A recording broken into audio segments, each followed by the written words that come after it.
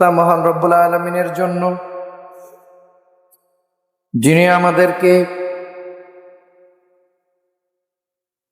অত্যন্ত দয়া করে মায়া করে তার বান্দা হিসেবে কবুল করে পবিত্র এই জুমআর দিনে তার হুকুম পালনের উদ্দেশ্যে এই মসজিদে উপস্থিত হওয়ার তৌফিক দান করলেন। এই জন্য ওই মহান আল্লাহ রব্বুল আলামিনের শুকরিয়া আদায় করে অন্তঃস্থল থেকে বলছি আলহামদুলিল্লাহ।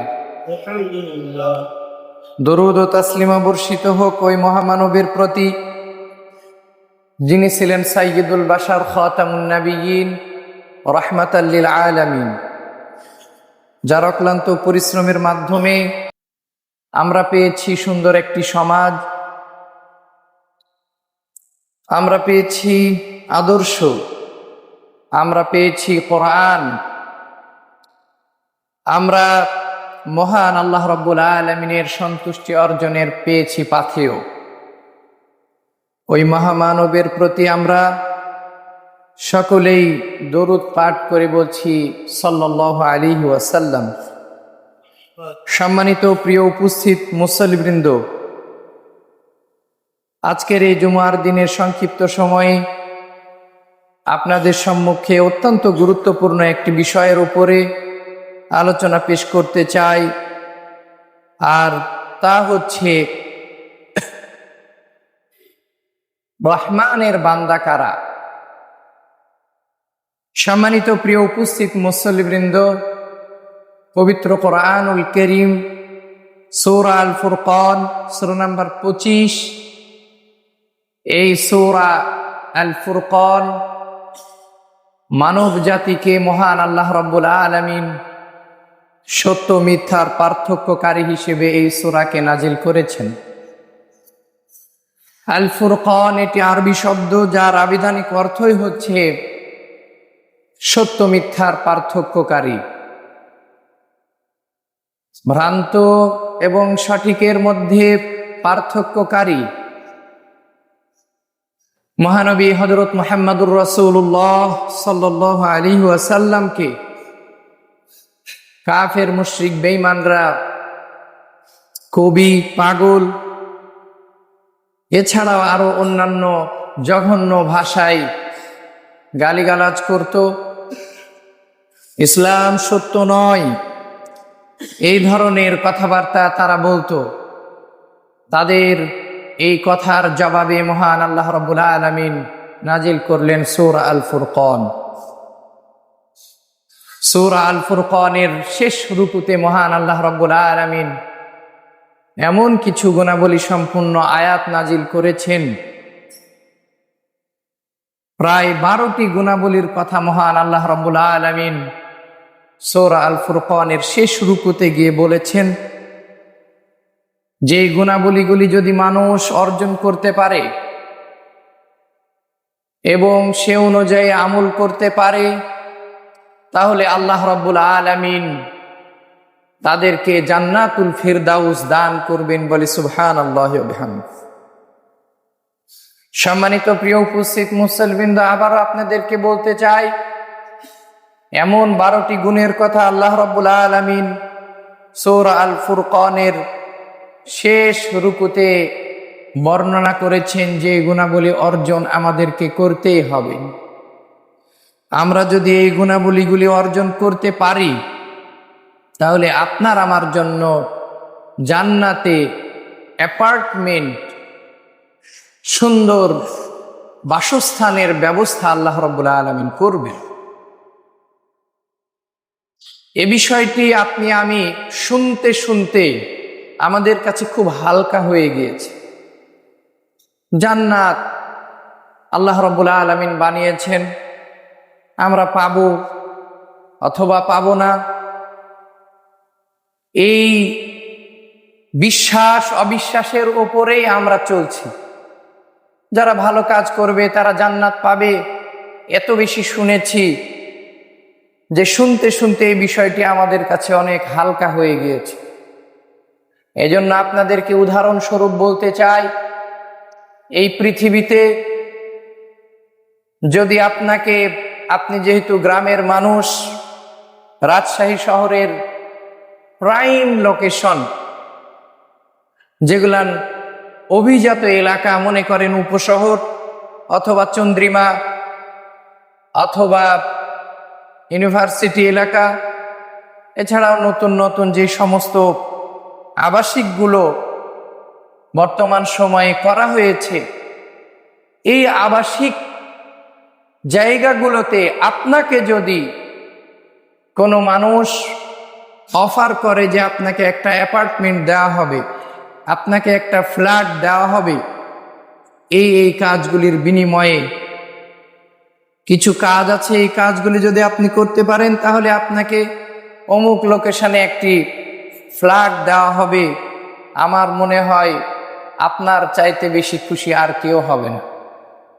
ঠিক একইভাবে দুনিয়াতে আমরা বাংলাদেশের মানুষ, রাজধানী অত্যন্ত জঘন্য একটি শহর হলেও সকলের স্বপ্নের শহর ঢাকা শহর, যেখানে প্রধানমন্ত্রী থাকে, রাষ্ট্রপতি থাকে, বড় বড় অফিসার, যত কল কারখানা, সচিবালয়, বড় বড় সচিব, এছাড়াও আরো বিত্তবান, সবাই জানে ঢাকা শহর একটি নোংরা শহর। এরপরেও টাকা পয়সা ধন দৌলত হলে সবার প্রথম পছন্দ হচ্ছে ঢাকা শহর।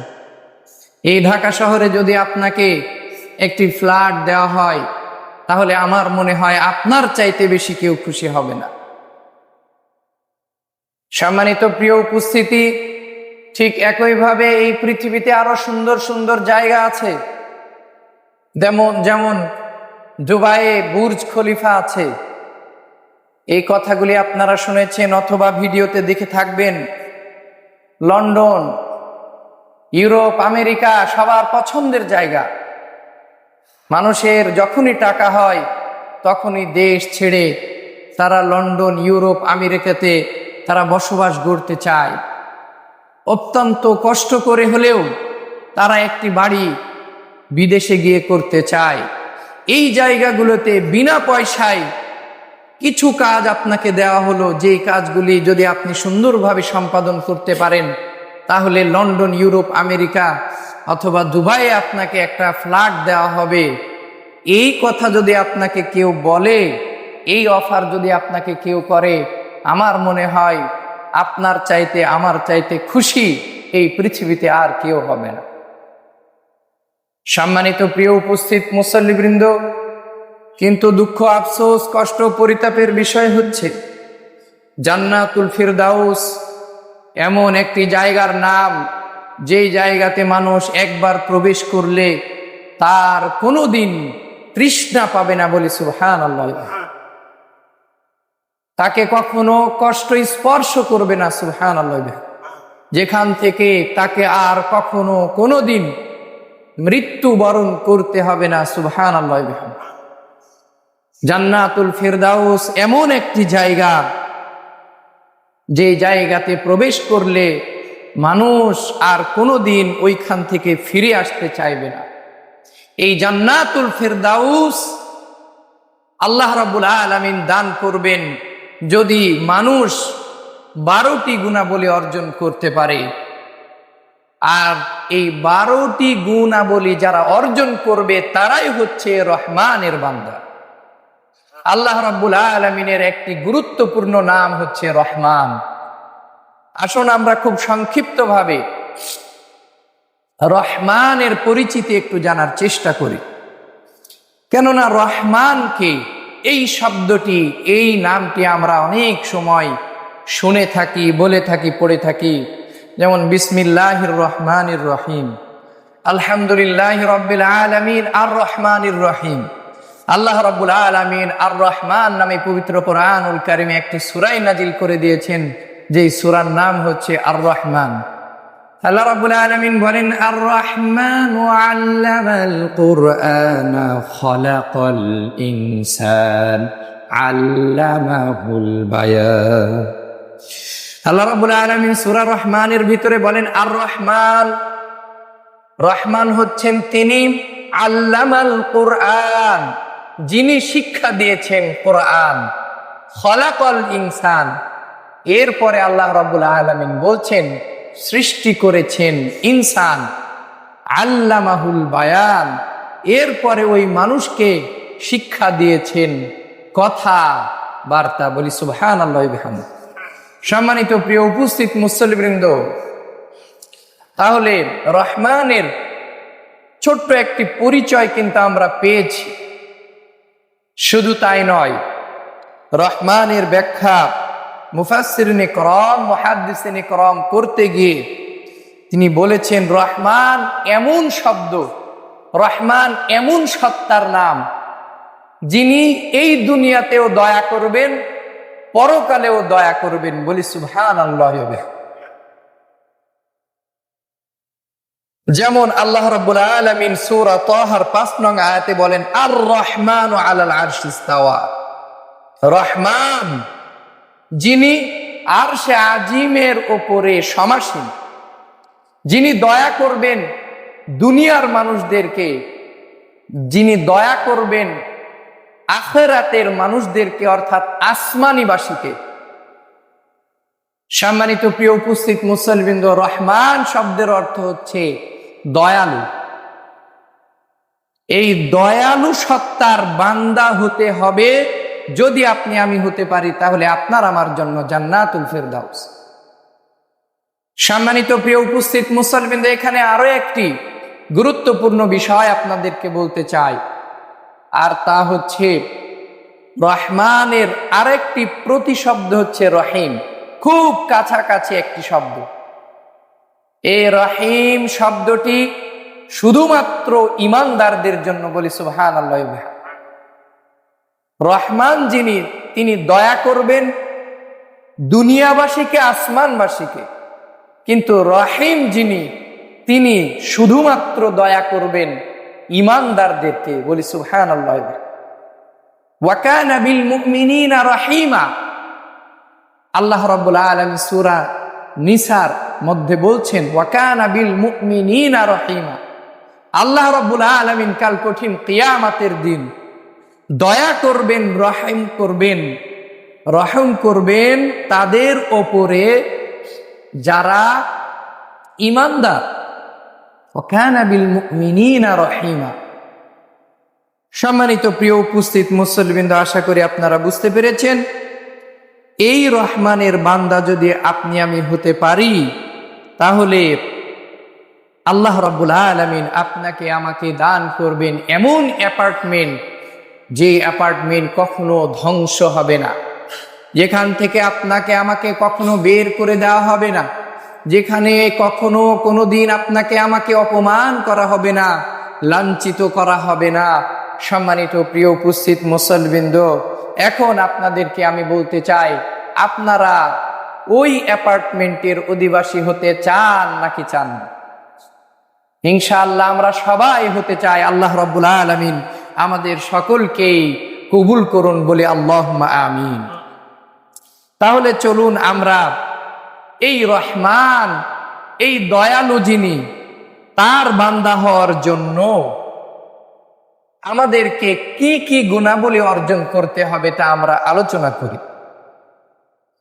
আল্লাহ রাব্বুল আলামিন বলেন ওয়া ইবাদুর রাহমানিল্লাযীনা ইয়ামশুনা আলাল আরদি হাওনাও ওয়া ইযা খাতাবাহুমুল জাহিলুনা ক্বালু সালামা। আল্লাহ রাব্বুল আলামিন বলেন সূরা ফুরকান সূরা নাম্বার 25 আয়াত নাম্বার 63। আল্লাহ রাব্বুল আলামিন সর্বপ্রথম যেই গুণাবলীর কথা বলেছেন তা হচ্ছে ওয়া ইবাদুর রহমান। আর রহমানের বান্দা তারা যারা ইয়ামশুনা আলাল আরদ হাওনান, যারা এই পৃথিবীতে চলাচল করে, চলাফেরা করে অত্যন্ত বিনয়ের সাথে, নম্রতার সাথে, ভদ্রতার সাথে। এই গুণাবলী অর্জন করতে কোনো টাকা পয়সা, ধন দৌলতের প্রয়োজন আছে? নাই। সম্মানিত প্রিয় উপস্থিত মুসল্লিবৃন্দ, আল্লাহ রাব্বুল আলামিন আপনার কাছে আমার কাছে এমন গুণাবলীর কথা বলেছেন, এমন গুণাবলী অর্জন করার জন্য আহ্বান করেছেন, যে গুণাবলী অর্জন করলে কোনো টাকা লাগবে না, কোনো পয়সা লাগবে না, কোনো কষ্ট করতে হবে না, জাস্ট সাইলেন্ট হয়ে যেতে হবে, নীরব হয়ে যান, শান্ত হয়ে যান, রাগকে দমন করুন, রাস্তায় চলাচল করেন মুসাফিরের মতন, জাস্ট এতটুকুই করেন। সম্মানিত প্রিয় উপস্থিত মুসলিম, একজন নম্র ভদ্র মানুষ, তিনি প্রত্যেকটি জাতির কাছে সম্মানিত, প্রত্যেকটি ধর্ম বর্ণের মানুষের কাছে সম্মানিত। তাহলে চিন্তা করে দেখেন, আল্লাহ রাব্বুল আলামিন আপনার আমার কাছে এমন গুণাবলী অর্জনের জন্য আহ্বান করেছেন, যে গুণাবলী অর্জন করলে শুধু রহমানের বান্দাই হওয়া যাবে না, এই পৃথিবীবাসীর কাছে, সকল ধর্ম বর্ণ মানুষের কাছে ভালো হওয়া যাবে বলে সুবহানাল্লাহ। সম্মানিত প্রিয় উপস্থিত মুসল্লিবৃন্দ, আল্লাহ রাব্বুল আলামিন পবিত্র কুরআনুল কারীম সূরা লুকমান সূরা নাম্বার 31 আয়াত নাম্বার 18 এর মধ্যে এই বিষয়ে আরো স্পষ্ট করে বলেছেন। রাব্বুল আলামিন বলেন, ওয়ালা তামশি ফিল আরদি মারহা ইন্নাল্লাহা লা ইউহিব্বু কুল্লা মুখতালিন ফাখুর।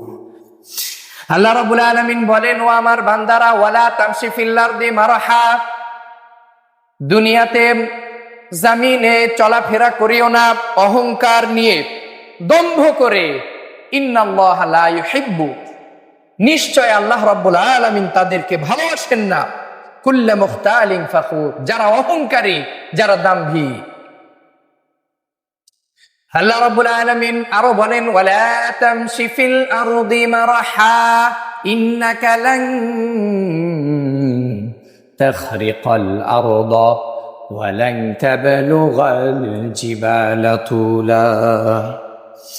আল্লাহ রাব্বুল আলামিন আরো বলেন, ও আমার বান্দারা, তোমরা দুনিয়াতে অহংকার করে চলিও না, দম্ভ করে চলিও না। ইন্নাকা লান তাখরিকাল আরদা, তুমি জামিনে যতই অহংকার করে চলো না কেন, জামিনকে দাবায়া দিতে পারবা না। ওয়ালান তাবলুগাল জিবালা তুলা, আর যতই দম্ভ করে চলো না কেন, পাহাড়ের চাইতে নিজেকে উঁচু করতে পারবা না। পারবেন নাকি? এই পৃথিবীতে কে এমন আছে? কত শক্তিধর ব্যক্তি আছে, কত দাম্ভিক ব্যক্তি আছে। আসুক, আল্লাহর এই জামিনকে পা দিয়ে মাড়িয়ে দাবায়া দিক, দেখি কে আছে। আল্লাহ রাব্বুল আলামিন বলছেন, এই জামিনে দম্ভ করে চলেও না, এই জামিনে শক্তভাবে চলিও না, নম্র হয়ে চলো, ভদ্র হয়ে চলো। এই জামিনকে তুমি বসাতে পারবা না, তুমি উচ্চতায় পাহাড়ের চাইতে উঁচু হয়ে যেতে পারবা না। অতএব নম্রতার সাথে, ভদ্রতার সাথেই চলাফেরা করো। সম্মানিত প্রিয় উপস্থিত মুসল্লিবৃন্দ, তাহলে রহমানের বান্দা হতে চাইলে সর্বপ্রথম যেই গুণাবলী আপনাকে আমাকে অর্জন করতে হবে বিনা পয়সায়, বিনা টাকাতে, তা হচ্ছে নম্র এবং ভদ্র হয়ে এই দুনিয়াতে চলাফেরা করুন। এমন নয় যে শুধু রাস্তা দিয়ে চলাফেরা করবেন, পরিবারে, সমাজে, আচারে আচরণে, সমাজে, রাষ্ট্রে, সর্বত্রই আপনার চলাফেরা যেন হয় নম্রতার প্রতীক, ভদ্রতার প্রতীক। সম্মানিত প্রিয় উপস্থিত মুসল্লিবৃন্দ, আর আল্লাহ রাব্বুল আলামিন তার পরের অংশে বলেন, অর্থাৎ দ্বিতীয় গুণাবলী বলেন, ওয়া ইযা খাতাবাহুমুল জাহিলুনা ক্বালু সালাম। ওয়া ইযা খাতাবাহুমুল জাহিলুন, আর যখন তারা মূর্খদের সাথে কথা বলে, ক্বালু সালামা, যখন বুঝে না তখন তাদেরকে সালাম দিয়ে তাদেরকে পরিত্যাগ করে। এটা নিঃসন্দেহে একজন বিচক্ষণ মানুষের কাজ, এবং এই গুণাবলী অর্জন করতেও আপনাকে কোনো টাকা পয়সা, ধন দৌলতের প্রয়োজন পড়বে না। পড়বে নাকি?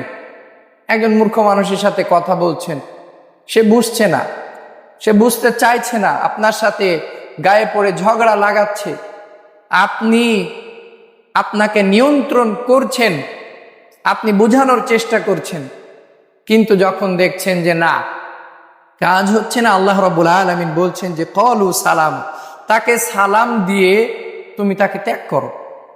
কোনো টাকা লাগবে না, পয়সা লাগবে না, ধন সম্পদ কিচ্ছু লাগবে না, কিন্তু সকল ধর্ম বর্ণ মানুষের কাছে এই গুণাবলী অত্যন্ত গ্রহণযোগ্য একটি গুণাবলী, অত্যন্ত গ্রহণযোগ্য এবং গুরুত্বপূর্ণ একটি গুণাগুণ। তা হচ্ছে মূর্খের সাথে কথা বলতে গিয়ে মূর্খ যদি না বুঝে তাহলে তাকে সালাম দিয়ে তাকে ত্যাগ করুন।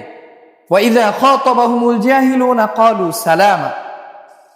আল্লাহ রাব্বুল আলামিন এই প্রসঙ্গে আরো বলেন ওয়াইযা সামিউল লাগওয়া আ'রাদু আনহু ওয়া ক্বালু লানা আমালুনা ওয়া লাকুম আমালুকুম সালামুন আলাইকুম লা নাবতাগিল জাহিলিন। সূরা কাসাস সূরা নম্বর 28 আয়াত নম্বর 55। আল্লাহ রাব্বুল আলামিন বলেন ওয়াইযা সামিউল লাগওয়া, যখন মূর্খদের অনর্থক কথা আমার বান্দারা শুনে, আ'রাদু আন, তখন তা পরিত্যাগ করে, ওই স্থানকে পরিত্যাগ করে। ওয়া ক্বালু লানা আমালুনা ওয়া লাকুম আমালুকুম, এবং তারা বলে আমার আমল আমার জন্য, তোমার আমল তোমার জন্য। এই কথার অর্থ, এই কথার অর্থ হচ্ছে যে অনর্থক কথা এবং কাজ, এই কাজের দায়ভার শুধুমাত্র তার যে ওই অনর্থক কথা বলছে, এবং যে অনর্থক কাজ করছে তার। অতএব আপনি একজন বিচক্ষণ মানুষ, আপনার এই গুণাবলী আছে যে আপনি মূর্খকে পরিত্যাগ করেন, আপনি মূর্খের সাথে তর্কে জড়ান না। এই জন্য আপনি বলেন ওয়াকালু লানা আমালুনা, আমার আমলের দায়ভার আমার, ওয়া লাকুম আমালুকুম, তোমার আমলের দায়ভার তোমার। সম্মানিত প্রিয় উপস্থিত মুসল্লিবৃন্দ, এরপরে আবার আল্লাহ রাব্বুল আলামিন বলেন সালামুন আলাইকুম, সালামুন আলাইকুম, তোমাকে সালাম, তোমাকে আমি পরিত্যাগ করলাম। সম্মানিত প্রিয় উপস্থিত মুসল্লিবৃন্দ, তাহলে 1 নাম্বার গুণাবলী হচ্ছে দুনিয়াতে চলাফেরা করতে হবে নম্রতার সাথে, ভদ্রতার সাথে, দাম্ভিকতার সাথে নয়। 2 নাম্বার হচ্ছে মূর্খদের সাথে কথা বলে জিততে যাওয়ার চেষ্টা করার দরকার নাই। যদি মনে হয় সে মূর্খ, তাহলে তাকে পরিত্যাগ করুন সালাম দিয়ে।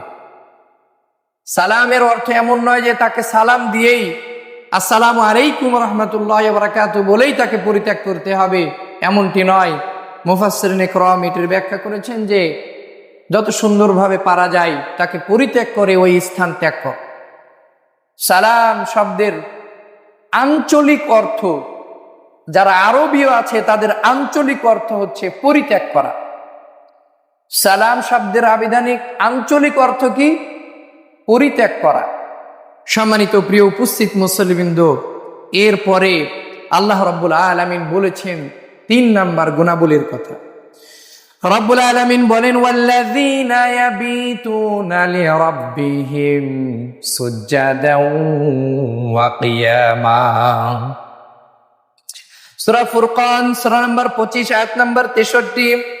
আল্লাহ রাব্বুল আলামিন বলেন তারাই হচ্ছে আমার বান্দা, তারাই হচ্ছে রহমানের বান্দা যারা ওয়াল্লাযীনা ইয়াবিতুনা লিরাব্বিহিম সুজদান ওয়া কিয়ামান, যারা তাদের রবের স্মরণে রাত্রে জাগরণ করে, লিরাব্বিহিম সুজদান ওয়া কিয়ামান, সিজদা করে এবং কিয়ামুল লাইল করে।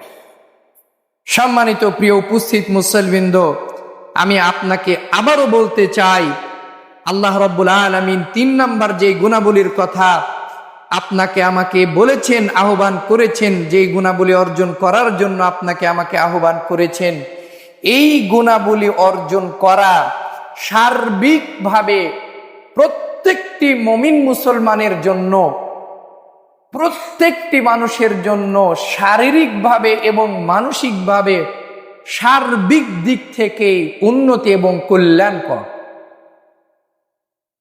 সম্মানিত প্রিয় উপস্থিত মুসল্লিবৃন্দ, আপনি যদি ডাক্তারের কাছে যান এবং এই কথা বলেন যে আমি তাড়াতাড়ি ঘুমিয়ে পড়ি আর তাড়াতাড়ি উঠি, এটা কি ভালো অভ্যাস নাকি খারাপ অভ্যাস?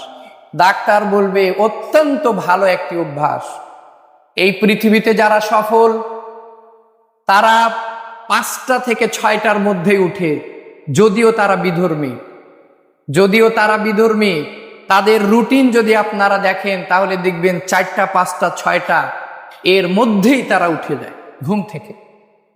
কিন্তু আমরা কপাল পোড়া মুসলমান, আমরা বুঝলাম না ফজরের বরকত কি, আমরা বুঝলাম না ফজরের আগের মুহূর্তটা কতটা গুরুত্বপূর্ণ, আমরা বুঝলাম না সকালের বরকত আল্লাহ রাব্বুল আলামিন উম্মতে মুহাম্মাদীকে স্পেশালি দিয়েছেন, এটা আমরা বুঝলাম না। আল্লাহর নবী হযরত মুহাম্মদুর রাসূলুল্লাহ সাল্লাল্লাহু আলাইহি সাল্লাম আপনার আমার জন্য, বিশেষ করে উম্মতে মুহাম্মাদের জন্য সকালের বরকতের জন্য আল্লাহ রাব্বুল আলামিনের কাছে দোয়া করেছেন। বলি সুবহানাল্লাহ। আল্লাহুম্মা সাল্লি আলা ফি বুকুরিহা, আয় আল্লাহ আপনি আমার উম্মতের ওপরে সকাল বেলায় বারাকাহ দান করুন। বলি সুবহানাল্লাহ।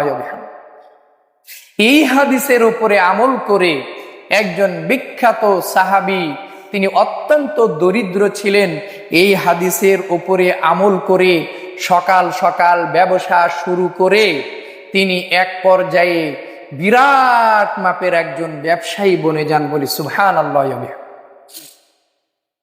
সম্মানিত প্রিয় উপস্থিত মুসল্লিবৃন্দ, দেখবেন যারা সকাল সকাল কাজ শুরু করে তাদের সকাল 10টা বাজতেই তাদের সকল কাজ প্রায় শেষ হয়ে যায়। কিন্তু যারা সকাল 10টায় যাদের সকাল হয়, তাদের সকালের ব্রেকফাস্ট ভালো হয় না, তাদের দিনের শুরুটা ভালো হয় না, তাদের যাবতীয় কাজকর্ম পিছিয়ে যায়।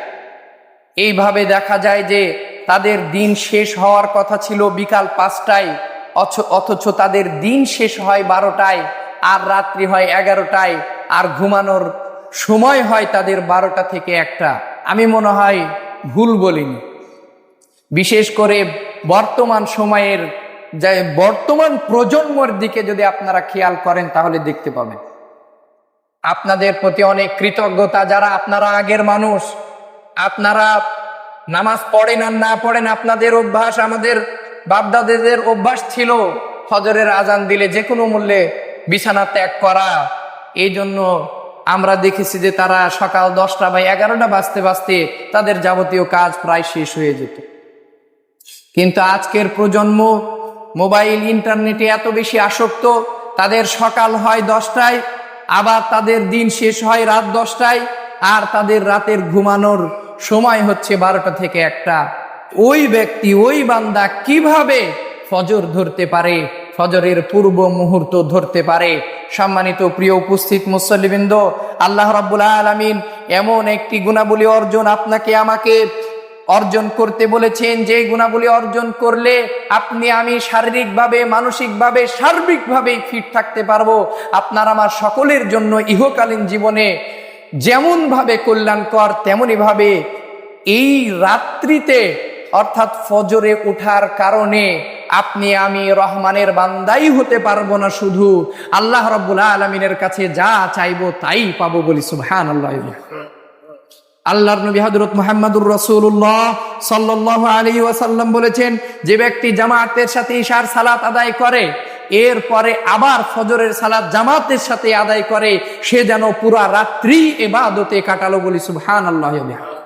শুধু তাই নয়, আল্লাহর নবী হযরত মুহাম্মদুর রাসূলুল্লাহ সাল্লাল্লাহু আলাইহি সাল্লাম বলেছেন, আল্লাহ রাব্বুল আলামিন বলেন, ইয়ানজিলু রাব্বুনা তাআলা, আল্লাহ রাব্বুল আলামিন ফি সুলুসিল লাইলিল আখির, অর্থাৎ আল্লাহ রাব্বুল আলামিন দয়াময় প্রতিপালক প্রতি রাতের শেষ তৃতীয়াংশে এই দুনিয়ার আসমানে অবতরণ করেন। বলি সুবহানাল্লাহ। এই অবতরণ মনে করছেন যে এত সহজ, আল্লাহ রাব্বুল আলামিনের কাছে সহজ, কিন্তু এই বিষয়টি আপনি আমি খুব হালকাভাবে নিয়েছি, কিন্তু এত হালকাভাবে নেওয়ার কিছু নাই। পুরা পৃথিবীর কাছে এটা অত্যন্ত গুরুত্বপূর্ণ একটি সময়, পুরা সৃষ্টি জীবের কাছে অত্যন্ত গুরুত্বপূর্ণ একটি সময়।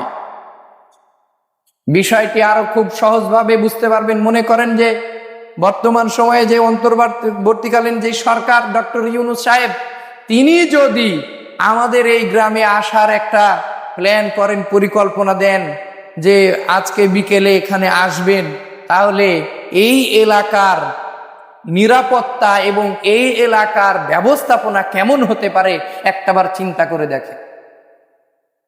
তিনিও একজন মানুষ, আপনি আমি একজন মানুষ, অথচ তিনি একজন সরকার প্রধান হওয়ার কারণে, সরকার ডিমান্ড করার কারণে তিনি এই এলাকাতে আসবেন। এই জন্য নিরাপত্তা সহ যাবতীয় ব্যবস্থাপনার কোনো শেষ থাকবে না। তাহলে যেই প্রতিপালক আপনাকে আমাকে সৃষ্টি করেছেন, তিনি আপনার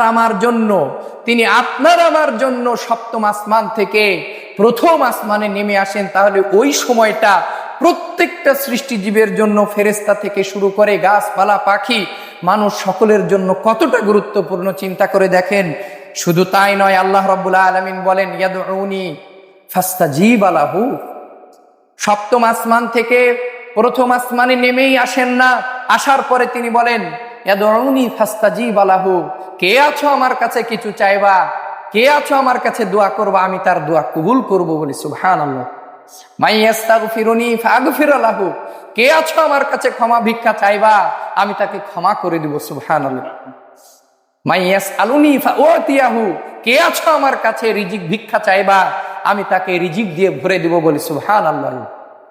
সম্মানিত প্রিয় উপস্থিত মুসল্লিবৃন্দ, তাহলে এই রাতে উঠতে আপনাকে আমাকে টাকা পয়সা লাগবে না।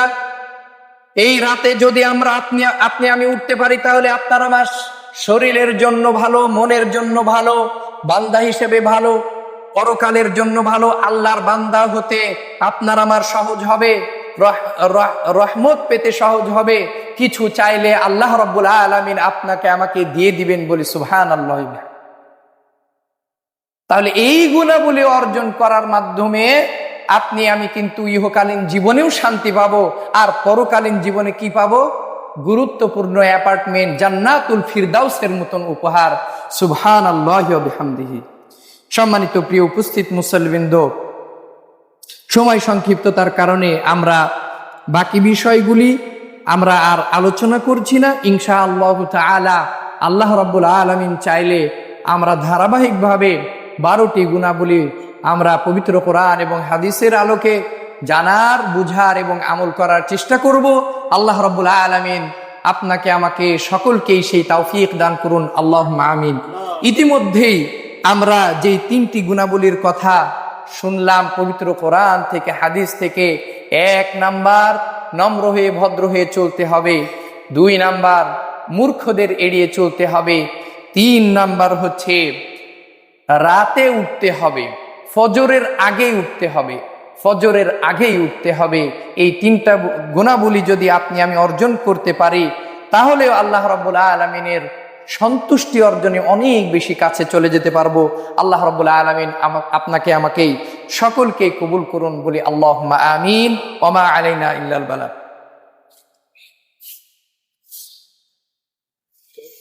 আলহামদুলিল্লাহি ওয়াহদা ওয়াস সালাতু ওয়াস সালামু আলা মান